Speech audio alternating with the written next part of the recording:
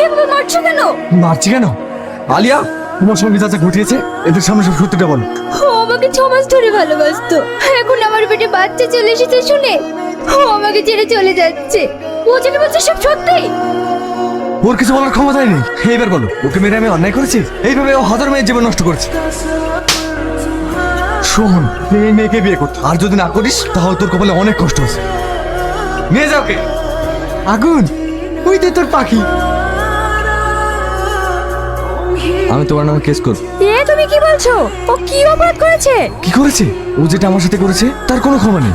আমি তোমার কি ক্ষতি করলাম তাই আমার নামে কেস করবে? কি করেছো? যেটা আমার সবচেয়ে দামি জিনিস সেটা তুমি চুরি করে নিয়েছো। মানে?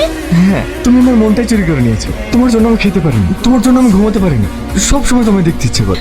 বাহ, দারুণ তো, খুব ভালো লাগলো। এটা একটা মেয়েদেরকে ইমপ্রেস করার নতুন পদ্ধতি। কজনকে